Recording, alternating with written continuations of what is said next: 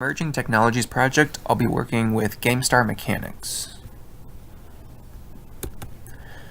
What is GameStar Mechanic? Well, GameStar Mechanic is a game and online community that teaches kids how to design their own games. The basic premises, the basic three things that you can do within the site are play, design, and share. So you can play different games, you can design different games, and you can also share your games with other people around the world. It really is an entry point into digital media literacy, systems thinking, and online citizenship.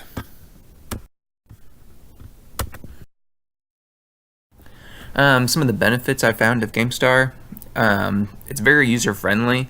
If you just click at the top let me pull up a pointer here. If you just look at the top up here for the quests, the workshops, Game Alley Store, those are where you're basically working everything from. I know for my own lesson, we'll be working mainly out of the workshop in the Game Alley. It's very engaging. It's this what students love to do, video game design, especially for my students who are 4th and 5th grade boys. It's free, and then the full version is only $2 a person, so it's very reasonable. It teaches game design. It has the graphic novel attributes, so a lot of the characters are more cartoonish looking. It offers badges, and then there's also a teacher resource site, which is listed down here. It has what is GameStar, how do I use it, so it offers videos, and then ways to get started on trying to incorporate it into your classroom, which I thought was pretty cool. GameStar does have some constraints. It is a little limited on the traditional academic connection. It's more so focuses on teaching technology skills, just on the designing part. The free version is a little limited as well. There are opportunities to kind of advance and earn more premium features, but it takes some time. You must have internet access to use GameStar, and there's a little bit of a limited design capabilities. It's block design only, so you can't really create a racing game, or I guess it would just kind of limit students' creativity possibilities.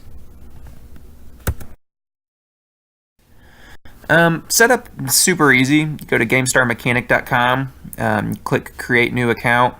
All you have to do is enter your username, password, and a birth date, and you click Confirm Account, and then you are good to go.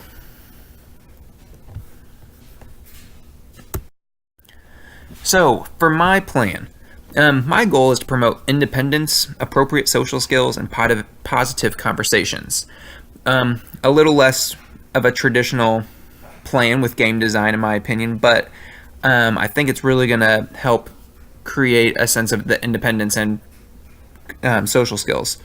This plan is going to take approximately 2 hours to complete over the course of 4 days. I'm going to show students how to set up their accounts and introduce them to the Game Alley, which is where they can explore with the games that they can create for about 20 minutes. Within that, there's all the games that people have created in the past, and you can kind of explore to see what its capabilities are, maybe what GameStar Mechanic really is. So how to use it. Once you're logged in, you're going to click Build a New Game, and right where the arrow is pointing, and it's going to bring you to a screen which looks like what there is at the bottom, which includes a finish line, blocks, avatars, enemies. That's kind of your basic model of what you can work with. I'm going to introduce these to students by explaining what each component does, and I'm going to just walk them through it briefly. I'm not going to go too much into it because I really want them to be able to talk to each other and figure things out on their own. So I'll introduce it just a little bit, but not go into too much specifics on everything.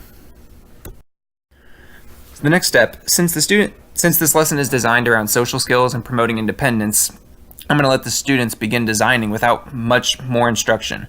Students are going to be given the flexibility to create a multi-level game as they would like to encourage creativity. I'm going to start by telling the students, if you are unsure of how to do something, ask a friend. Some students will catch on to the game and how it works quicker than others. If you have asked at least 2 friends and still aren't sure, then you may ask me for help.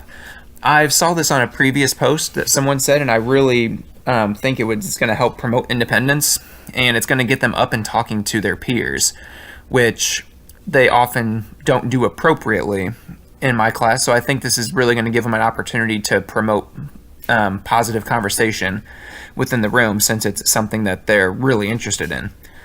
After the first 30 minutes of designing, I'll have students get up and walk around the room to look at other students' progress. I'm going to encourage them to talk to one another if they have questions about how something was done, or if they have suggestions for each other.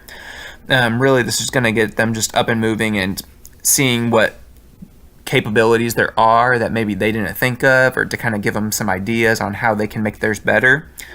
This is going to be a chance to encourage appropriate conversations and problem solving. Next, the students will go back to the designing their work for another 20 minutes. Once done with their work, students will play each other's games. I think this is going to be a time we'll kind of go around the room, and they'll get to play each other's games for maybe 5 minutes at a time, and then they'll switch.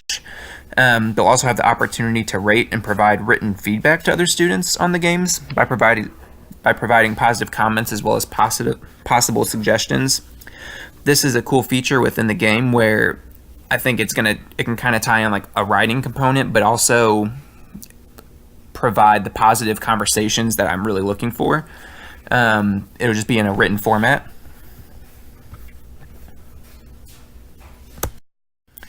So the pedagogy guiding the plan, I wrote, GameStar Mechanic incorporates communication and problem-solving skills with other students in a functional way through incorporating student interests.